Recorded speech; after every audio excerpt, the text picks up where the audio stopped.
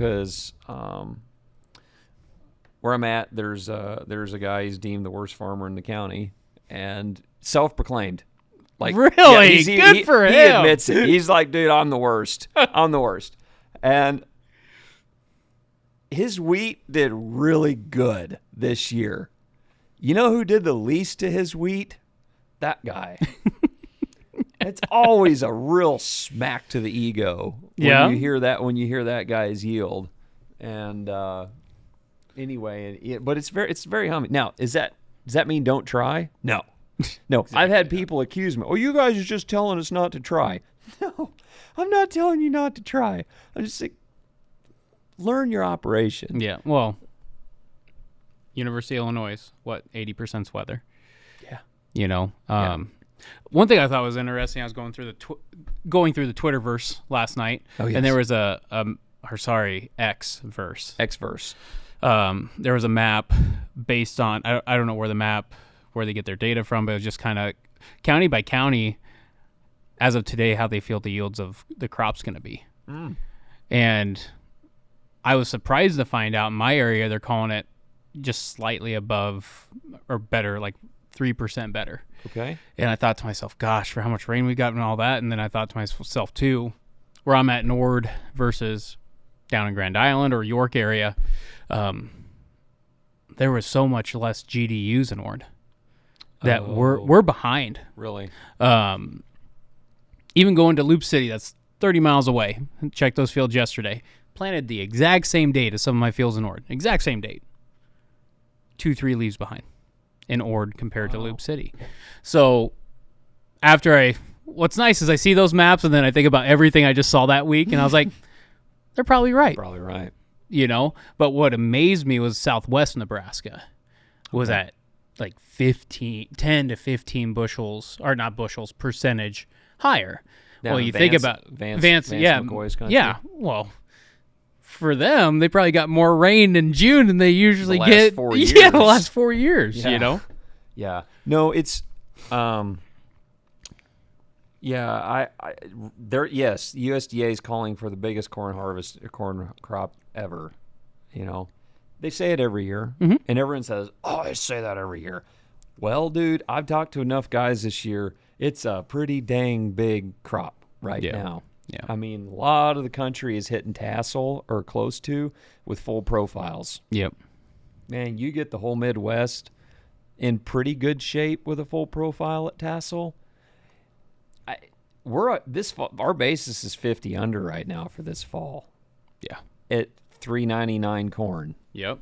Okay, that's $4.49, or excuse me, $3.49. Correct. There you go. The first time I was like, "Who are you, Pretzer? Who are you?" Yes. Subtract. Yeah. $3.49. Yeah. Cash for fall delivery. Oh. Yeah. Oh, that's ugly. Yeah. But and I'm not trying to be doom and gloom here. It's just it's just like reality check a little bit too. Sure. We still got a crop here. There's still things that I'm going to be trialing with guys. Like I know we talked about Robert's products. We're doing a lot of 50-50 splits with the drone. Yep. It's a great opportunity for that. Sure. Lower use rates, should be able to hit those timings. Want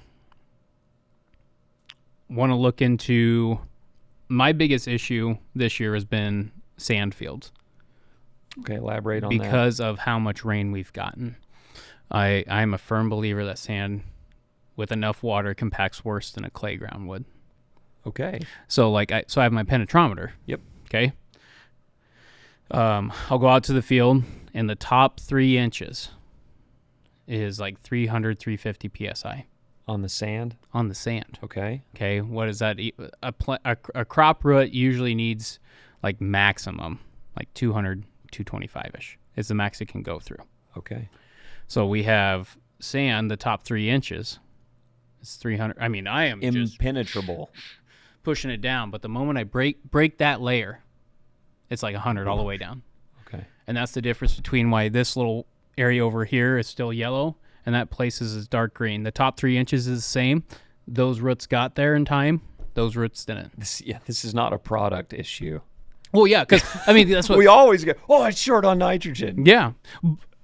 But now you got to think about it too, though. Like, oh, throw more N on, right? Well, in theory, though, and it matters where that compaction layer is. Yeah. So, like, when the crop was at V4, that compaction layer was at 2 to 3 inches. Yeah. Well, we've been getting timely rain, so on and so forth. That compaction layer now is like at 6 to 8 inches is the worst of it because of the rain, or if we were running pivot, like that's why, right?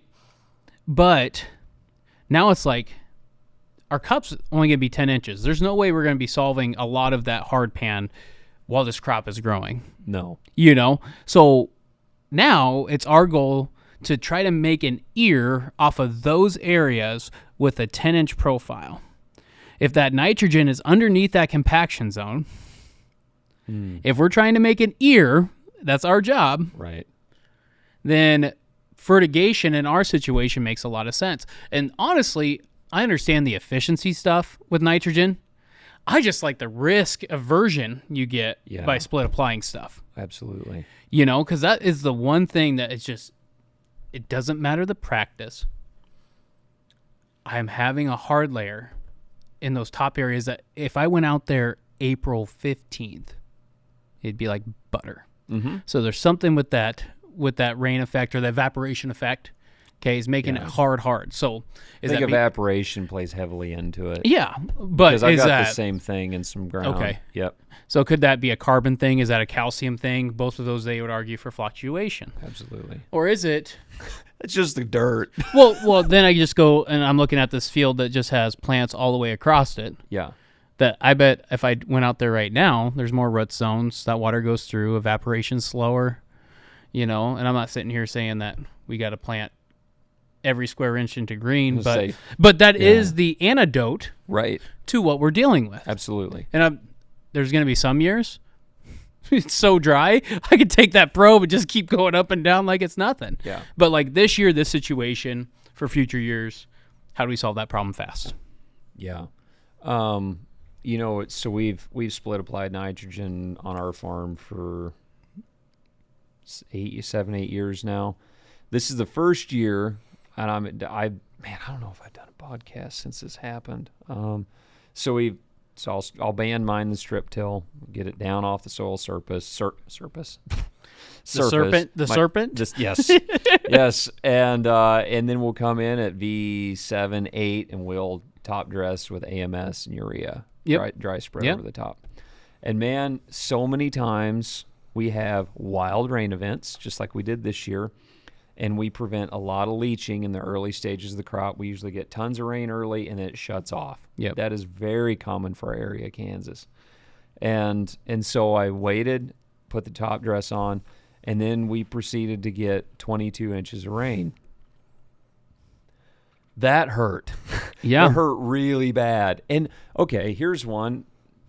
Everyone that's listening to this has a basic concept of leaching. I lost a lot of that. I talked to a couple. I talked to Kurt Livesey. I talked to you. I talked to a couple other guys who, man, they've been around for a while. Okay. Yep. They've seen a lot of stuff. And, I mean, okay, well, how much did it rain? Like, they put it on, how much did it rain? Oh, I got 1.5 inches of rain, and it didn't flood for 5 days. 1.5 inches of rain, and then we had sporadic rain. Then when we did flood, it didn't all came boom in 5 days. Like, okay, so you probably got some in your profile. How long was the flood there? Yep. Okay, all right. So if we have a denitrification at this rate, okay, Yep. Did you lose soil? A little bit, not much. Okay, then you didn't lose your soil. Mm-hmm. So there's different factors, and so it's kind of come back to an ground, having someone to partner, work your way through this. But and then it was a matter of, okay, I'm in a predicament here. I top dressed 100 units in. If I lost, say 50%, say 50% that the evil words went down the river. Mm-hmm. I hate that. Mm-hmm. I hate that. So we go, we could have wide dropped or whatever. Okay, come wide drop my Z-shaped field. Just bring it on. You're hired. That's right. You just come on down. But you do that, doing the best we can. The last 8 years out of 7 years, it's been just dynamite program. Yep. And we have saved a lot of leaching and denitrification. Dude, look at crop insurance. There is now crop insurance kickbacks for split applied nitrogen in regions. Okay. It's almost to us. So as this concept gets proved, like there's a $5 an acre deduction on your premium on your corn insurance if you split apply your in. Guess what? If it didn't work and raise your yields, insurance wouldn't give you a kickback. Hello. Amen. They are not going to lose money on something they haven't proven or Yep. seen proven. They're not proving it. They're getting all your data, Yep. your practices, and then trust me, they don't do it to save you money. They do it to save them money. Yep. And so, anyway, I'm probably going to get shot tonight. Oh, no, this podcast won't be aired for another week. Oh, yeah, we're good. We'll be good. I'm good till almost harvest. But anyway, and it went down the river. Okay, so here's how I, taught myself off the ledge.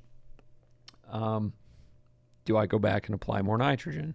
Because now we're V10, V11. Dude, by the time the field's dried out, we're almost tasseling. Yeah. Okay, I can't get a ground rig in there on most of it. Do I hire a plane to come in? Well, the price of corn has dropped $1 in the last month, or whatever. Whatever. Yeah, whatever. Yeah. If corn was $6, man, it'd be a no-brainer. You might send it twice. Yeah. I mean, honestly. Yeah, bring the plane. That's Yep. fine. Go ahead. If corn with a 3 on the front of it, gosh, man, I'm looking at another. And urea, $60-some a unit, or 65 cents a unit for urea. Mm-hmm. And then you're looking at, I think, $14 an acre for the plane for 40 units put on. Okay, dude, you're looking at a lot of money again. Do we keep dumping more money? And then now it hasn't rained since. Mm-hmm. And now we're pineappling.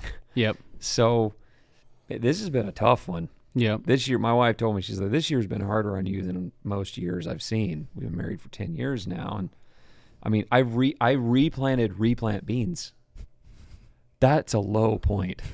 I was talking to Strovey about this. Yeah. He's like, replanting sucks. It's like, this just drains you. Because by the time you're third time planting the same crop and it's July, that crop's probably not going to make much. Oh, yeah. Yeah. Is it going to make half? I doubt it. This is beans, just to be clear. Yeah. Anyway, so, yeah. And I went back and posted a bunch of it in the last week, and I'd say about half of my third time replant came up. Cool. So, yeah. Cool, right? Cool. Learning. Yeah. But anyway, I don't want to sound, a lot of that sounds negative. It's just learning, man. Oh, yeah. It's just learning. And then it's a matter of weighing your decisions out. Crop insurance prices here. This is my guarantee. The corn already looks bad because of this. When do I pull the plug? Yep. When do I say enough is enough? I am done spending money on this. And where that line is spend going to be return? Yep. Is it a 50% chance of a return? Is it a 20? Is it 100? If it's a 50, is it even worth the 50 at grain? We're starting grain fill. What else is there to do that when there's no rain in sight and markets are crashing? Yeah. But, WSDA report comes out tomorrow. Everything's going to turn around. Oh yeah, there we go. I was gonna say, but anyway, we're probably out of time, right? Yeah, Kirk's thumbs up. Guys, if you've liked the information that you've seen so far, go ahead and check out the full-length podcast on our YouTube channel. Be sure to subscribe there. It's also on all the major podcast platforms. We're constantly dropping info and more content on all the social media platforms, TikTok, Instagram, Facebook, etc. Check it out for a lot more content.